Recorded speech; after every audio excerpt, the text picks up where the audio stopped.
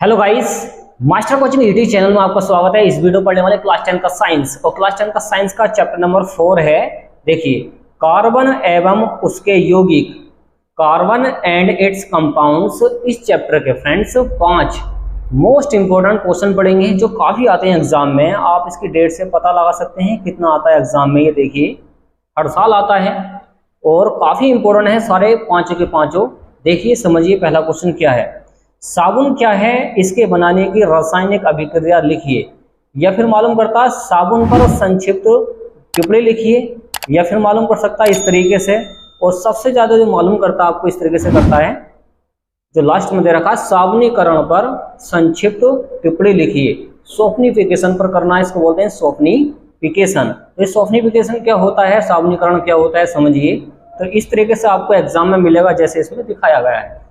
तो समझिए, देखिए आंसर क्या है। पहला मालूम करा गया है कि इसमें साबुन क्या होता है। तो देखिए साबुन क्या होता है, उच्च अणुभार वाले मोनोकार्बोक्सिलिक, याद रखना मोनोकार्बोक्सिलिक अम्लों के सोडियम तथा पोटेशियम लवण साबुन कहलाते हैं।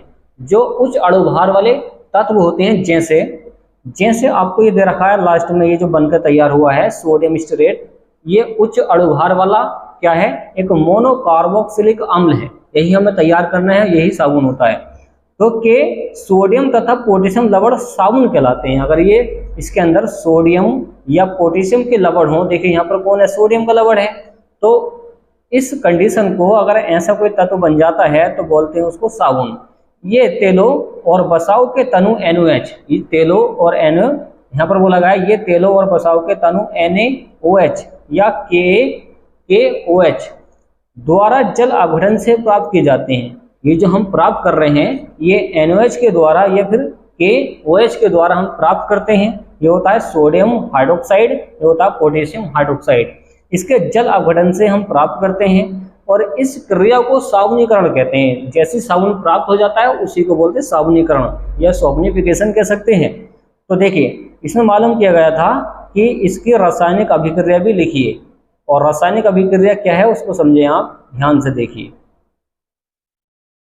ये जो रिएक्शन है यही आपकी क्या है, अभिक्रिया है रास्ता। देखिए, साबुन बनाने की रासायनिक अभिक्रिया या साबुनीकरण क्या होता है। आप सबसे पहले लेंगे एक उच्च बसा अम्ल। तो यहाँ पर हमारे पास ट्राइस्टेरीन उच्च बसा अम्ल रखा है। अब इसकी क्रिया कराएंगे NaOH या फिर KOH से कराएंगे तो तैयार हो जाता है साबुन। कैसा हुआ वो ध्यान से देखें। देखिए, आपको याद करना पड़ेगा ट्राइस्टेरीन का फॉर्मूला।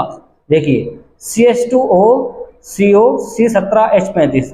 देखिए ये और ये वाला जो है सेम टू सेम है, CH2O CO C17H35 same to same है। और आपको इसको प्रैक्टिस करना पड़ेगा, यहाँ पर लगाना आपको CHO CO C17H35।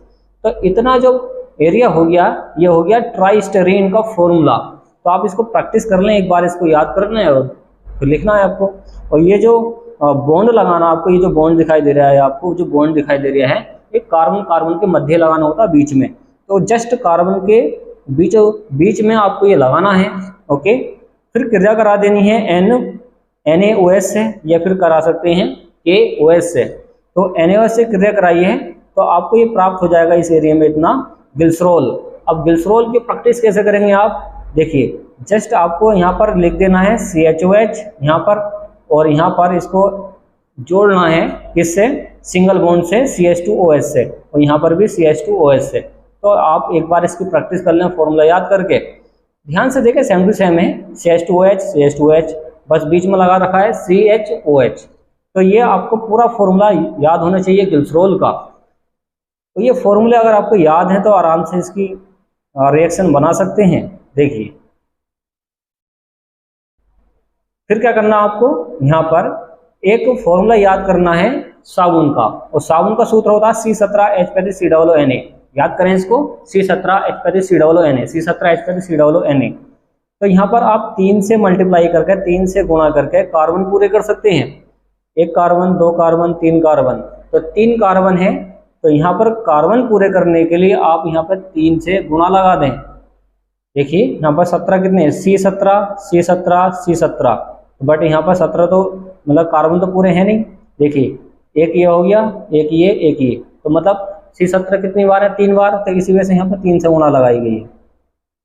C17H35 C Na किसका साबुन का सूत्र, इसमें 3 से गुणा क्यों लगाई है? क्योंकि इसके परमाणु पूरे करने के लिए, रिएक्शन को कंप्लीट करने के लिए, तो यहाँ पर रिएक्शन को कंप्लीट कर चुके हैं 3 से गुणा करके। बस आपको ये फॉर्मूला इसका ये वाला याद होना चाहिए, ग्लिसरॉल का याद होना चाहिए और ट्राइस्टेरीन वसा का फॉर्मूला याद होना चाहिए। जैसे आपको ये फॉर्मूले याद हो गए वैसे आप प्रैक्टिस करके आराम से लिख सकते हैं।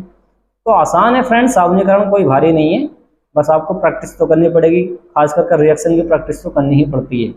चलिए अब देखिए नेक्स्ट वाला समझिए जो काफी आता है ये भी एग्जाम में। देखिए एल्केन, एल्कीन तथा एल्काइन से आप क्या समझते हैं, उदाहरण देकर समझाइए। या फिर इस तरीके से मालूम कर सकता है, संतृप्त तथा असंतृप्त हाइड्रोकार्बन में अंतर क्या होता है, उदाहरण देकर समझाइए। असंतृप्त और देखिए असंतृप्त हाइड्रोकार्बन पर संक्षिप्त टिप्पणी लिखिए, इस तरीके से कर सकता है। तो संतृप्त और असंतृप्त के बारे में कोई से भी क्वेश्चन आ जाए आपको यही करना है। समझिए इसको, देखिए आंसर क्या है इसका, पहली हेडिंग लगानी पड़ेगी आपको संतृप्त हाइड्रोकार्बन, इसको इंग्लिश में बोलते हैं सैचुरेटेड हाइड्रोकार्बन, सैचुरेटेड हाइड्रोकार्बन्स। देखिए वे हाइड्रोकार्बन जिनके अणुओं में उपस्थित कार्बन परमाणुओं में से प्रत्येक की चारों संयोजकताएं एकल बंधों द्वारा, एकल बंधों मतलब सिंगल बॉन्ड के द्वारा संतुष्ट होती है या जुड़ी होती है, संतृप्त हाइड्रोकार्बन कहलाते हैं। सिंपल भाषा में आपको ध्यान पर रखना है कि वे हाइड्रोकार्बन जिनके मध्य सिंगल बॉन्ड उपस्थित होता है, देखिए सिंगल बॉन्ड है सबके बीच में, सिंगल बॉन्ड है, सारे सिंगल बॉन्ड है, ये सब सिंगल बॉन्ड है, ये सारे के सारे। तो जिनके बीच में कार्बन कार्बन के बीच में क्या सिंगल बॉन्ड उपस्थित होता है उसी को बोलते हैं हम संतृप्त हाइड्रोकार्बन, और इसके चारों संयोजकताएं एकल बंध से जुड़ी होंगी। जैसे कि पहला एग्जाम्पल है CH4, ये है आपके पास मेथेन का फॉर्मूला, एथेन का फॉर्मूला और प्रोपेन का फॉर्मूला। तो CH4 देखिए ये कार्बन परमाणु है, इसकी चारों संयोजकताएं ये चारों संयोजकताएं जो हैं ये सिंगल बॉन्ड से जुड़ी हैं। अगर सिंगल बॉन्ड से सारे के सारे जुड़ी पड़ी हैं तो उसी को बोलते हैं संतृप्त हाइड्रोकार्बन, सैचुरेटेड हाइड्रोकार्बन्स। इसका सामान्य सूत्र CnH2n+2 होता है, CnH2n+2 होता है। ओके, आप n का मान दे रखा होगा किसी भी न्यूमेरिकल में, आप वहां पर फिट करके इसका मान निकाल सकते हैं। इस श्रेणी के यौगिक को एल्केन या पैराफिन भी कहते हैं। देखिए सवाल में पूछा गया था कि एल्केन क्या होता है, एल्केन क्या होता है, तो एल्केन क्या होता है, वो होता है संतृप्त हाइड्रोकार्बन। इस श्रेणी को क्या बोलते हैं, एल्केन या फिर पैराफिन भी कहते हैं। ये कम क्रियाशील होते हैं परंतु प्रतिस्थापित यौगिक बनाते हैं, जो प्रतिस्थापित हो जाते हैं एक जगह से दूसरी जगह पहुंच जाते हैं, वो प्रतिस्थापित होते हैं। तो इस तरीके से आप इसको समझ सकते हैं संतृप्त हाइड्रोकार्बन को। चलिए इसको हम कर देते हैं क्लीन, आप ले सकते हैं इसका स्क्रीनशॉट फ्रेंड्स। ओके देखिए, चलिए नेक्स्ट वाली हेडिंग को समझें, असंतृप्त हाइड्रोकार्बन क्या होता है। अनसैचुरेटेड हाइड्रोकार्बन्स, इसको इंग्लिश में बोलेंगे ऐसे हाइड्रोकार्बन जिनके अणुओं में उपस्थित कार्बन परमाणु के आपस में एक संयोजकता बॉन्ड बनाने के बाद कार्बन परमाणु की शेष संयोजकताएं को पूर्णतः संतुष्ट करने में हाइड्रोजन परमाणु उपलब्ध नहीं होते हैं।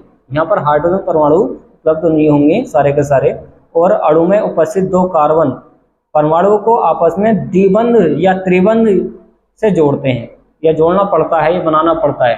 तो इस सारी थ्योरी का मतलब ये है कि वे हाइड्रोकार्बन जिनके अणुओं के मध्य डबल बॉन्ड या फिर ट्रिपल बॉन्ड लगा होता है, देखिए बीच में आपको दिखाई दे रहा है, ये हो गया डबल बॉन्ड, ये हो गया आपके पास ट्रिपल बॉन्ड। तो डबल बॉन्ड और ट्रिपल बॉन्ड से जो जुड़े हुए होते हैं उसको बोलते हैं असंतृप्त हाइड्रोकार्बन।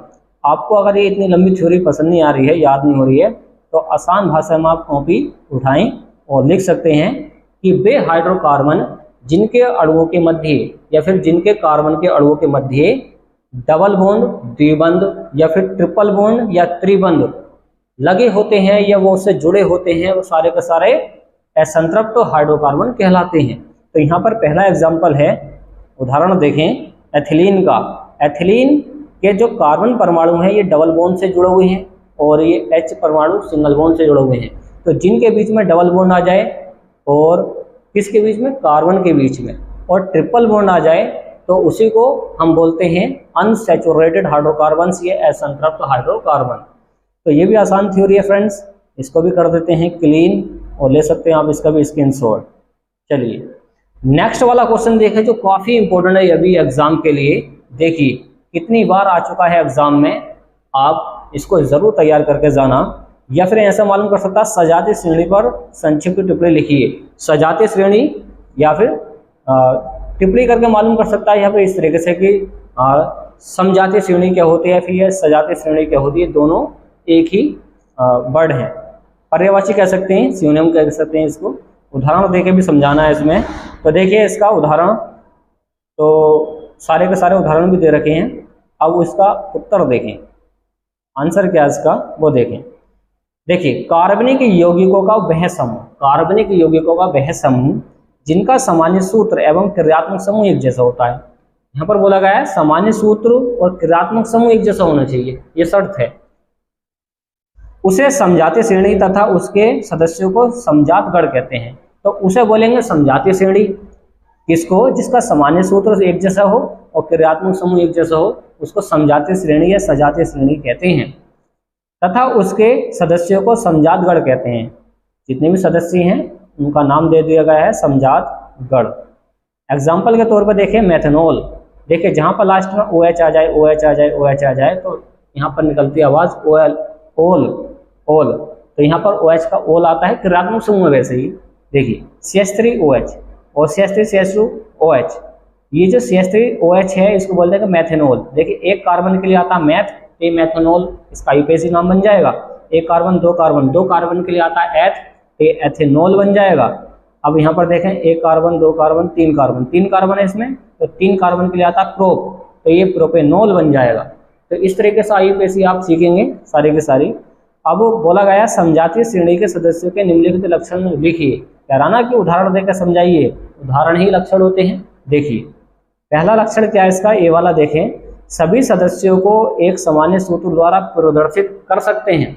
अच्छा पॉइंट है, सभी सदस्यों को एक सामान्य सूत्र द्वारा, तो यहाँ पर एक सामान्य सूत्र है यहाँ पर CH3CH2 का, तो इसको सामान्य सूत्र द्वारा प्रदर्शित कर सकते हैं। और दूसरा क्या है, सभी सदस्यों का एक ही क्रियात्मक समूह होता है। देखिए OH का क्या आता है, ओल आता है, तो सभी का क्रियात्मक समूह एक जैसा है। जब एक जैसा है तो कौन सा हो गया, ये लक्षण बन गया इसका समजातीय श्रेणी का। ओके चलिए हम कर देते हैं, फिर इसको क्लीन ले सकते हैं इसका स्क्रीनशॉट फ्रेंड्स। देखिए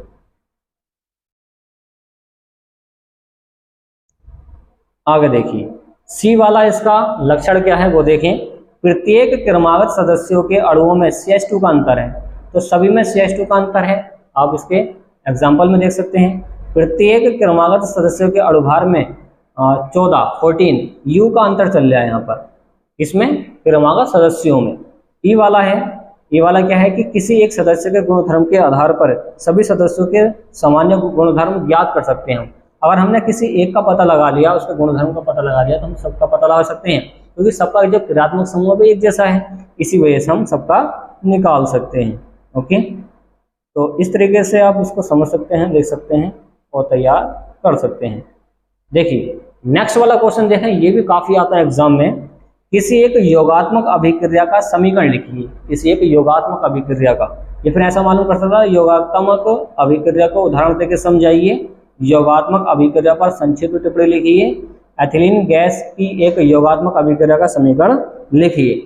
किसी भी तरीके से मालूम कर ले, आपको ऐसे लिखना है इसका आंसर। छोटा सा आंसर वो देखें, योगात्मक अभिक्रिया में पदार्थ आपस में संयोग करके, जो योगात्मक अभिक्रिया है उसमें जो पदार्थ हैं आपस में संयोग करके, मतलब आपस में जुड़ के केवल एक पदार्थ बनाती हैं। कौन सा, एक पदार्थ बनाती हैं। अगर एक पदार्थ बनाती हैं तथा कोई भी अन्य पदार्थ नहीं बनता है, जब एक बना रही है तो दूसरा कैसे बन जाएगा, तो उसी को बोलते हैं हम योगात्मक अभिक्रिया। तो योगात्मक का मतलब होता है जोड़ना, जुड़ना। तो यहाँ पर क्या बोल लिया है, यहाँ पर हो क्या रहा है कि योगात्मक अभिक्रिया पदार्थ आपस में संयोग करके आपस में जुड़ गई है, तो जुड़ गए तो योगात्मक अभिक्रिया हो गई है। तो यहाँ पर एग्जाम्पल इसका है, एथिलीन गैस का CH2 डबल बॉन्ड CH2, और अभी बताया था जिसमें डबल बॉन्ड आ जाए उसको बोलते हैं हम असंतृप्त हाइड्रोकार्बन।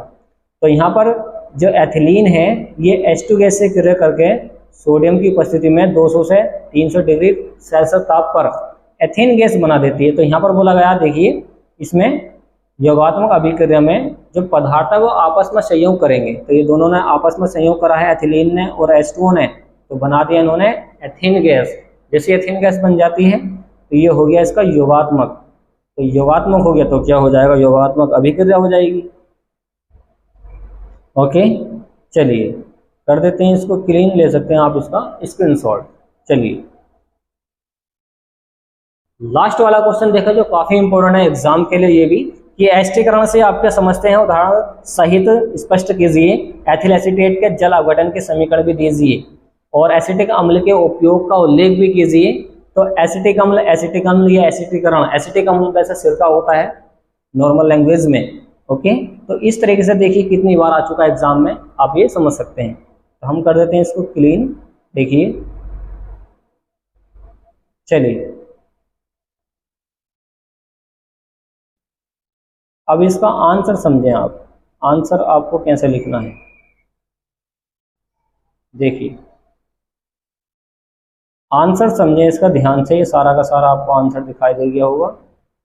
चलिए आंसर है इसका, जिस प्रकार अम्ल और क्षार की पारस्परिक अभिक्रिया से लवण तथा जल बनते हैं।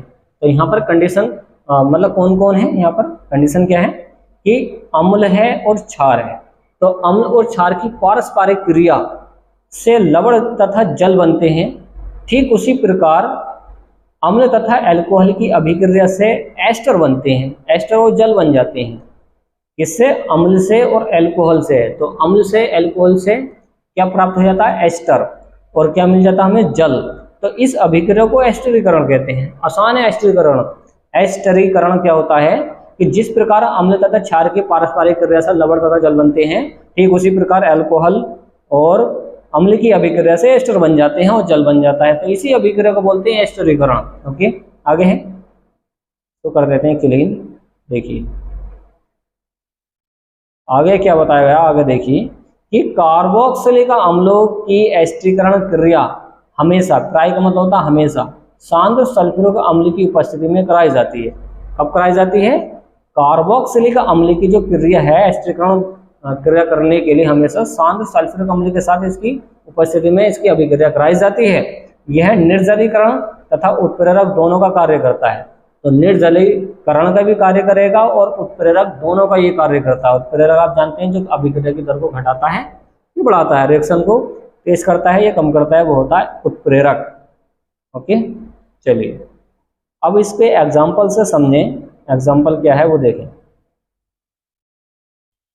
उदाहरण है इसका CH3COOH। ध्यान पर रखना CH3COOH क्या होता है, एसिटिक अम्ल, सिरके का सूत्र है ये, और C2H5OH। तो यहाँ पर देखिए ये अम्ल है और ये है अल्कोहल। यहाँ पर बोला गया था, ध्यान से पढ़ें। देखिए अगर हम अम्ल की क्रिया क्षार से कराएंगे तो हमें लवण तथा जल प्राप्त हो जाएंगे। अगर अम्ल की क्रिया आपने अल्कोहल से कराई है तो देखिए ये अम्ल है, ये अल्कोहल है। तो अम्ल की क्रिया अगर आपने अल्कोहल से कराई है तो आपके लिए यहाँ पर तैयार हो जाएगा एक एस्टर, एस्टर तैयार हो जाएगा और जल प्राप्त हो जाएगा। और इसी रिएक्शन को, इसी कंडीशन को, ऐसी अभिक्रिया को ही बोलते हैं क्या, एस्टरीकरण। तो यहाँ पर एसिटिक अम्ल की क्रिया एथिल अल्कोहल से कराने पर H2SO4 की उपस्थिति में एथिल एसीटेट प्राप्त होता है और एथिल एसीटेट ही एस्टर है और यहाँ पर जल बन जाता है। आसान है थ्योरी। तो आपको ये एसिटिक अम्ल का फॉर्मूला याद होना चाहिए और एथिल अल्कोहल का फॉर्मूला भी याद होना चाहिए। और इसको वैसे नॉर्मल भाषा में शराब भी कहते हैं, अल्कोहल जो होता है। और H2SO4 आप जानते हैं सल्फ्यूरिक अम्ल होता है जो बैटरियों में डाला जाता है। अब बोला गया है कि एथिल एसीटेट के जल अपघटन का समीकरण, ये जो है आपके पास एथिल एसीटेट का फॉर्मूला है तो हमने उठाकर यहाँ पर रख दिया है। तो एथिल एसीटेट की क्रिया जल से कराने पर, मतलब जल अपघटन कराने पर जल से होगी क्रिया, तो एसिटिक अम्ल में टूट जाएगा और एथिल अल्कोहल में टूट जाएगा। ध्यान से देखें, इस साइड को इधर लिख दिया है, इस साइड को इधर लिख दिया है। एक बार हम इसको क्लीन कर दें, देखिए देखें ध्यान से हुआ क्या है। देखिए ये जो एथिल एसीटेट है इसको उठाकर यहाँ पर रख दिया है और इसको उठाकर इधर रख दिया है। दोनों रिएक्शन सेम टू सेम है, ये वाली और ये वाली। देखो इतना मान इधर को साइड में रख दिया है H2O यहाँ से, और इतना मान सारा का सारा यहाँ पर उठाकर रख दिया है। तो आप एक रिएक्शन को कंप्लीट कर लें, दूसरी ऑटोमेटिक हो जाएगी क्योंकि पलटी गई है। तो इस तरीके से जल अपघटन हो जाएगा जल से क्रिया करके। अब उपयोग देखें, प्रयोगशाला में अभिक्रमक के रूप में, मतलब इसका यूज करते हैं प्रयोगशाला में किसका, एथिल एसीटेट का या फिर सिरके का।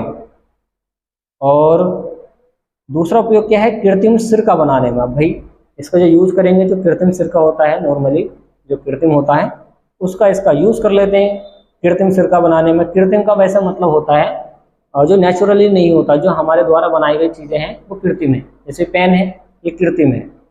तो ये जो सारी चीज़ें हैं ये कृत्रिम है, जो कुदरती रूप से बननी है वो प्राकृतिक हैं। तो कृत्रिम सिरका बनाने में हम इसका यूज़ कर लेते हैं। तो आप इसको समझ सकते हैं इस तरीके से, और कर देते हैं हम इसको क्लीन। आप ले सकते हैं इसका स्क्रीनशॉट पूरे के पूरे आंसर का। ओके फ्रेंड्स, चलिए, तो उम्मीद है फ्रेंड्स ये आपको पूरी वीडियो पसंद आई होगी। वीडियो को लाइक एंड शेयर कीजिए और चैनल को सब्सक्राइब कीजिए। मिलते हैं एक ऐसी नेक्स्ट वीडियो में जो काफ़ी इंपॉर्टेंट होगी एग्जाम के लिए। Okay friends.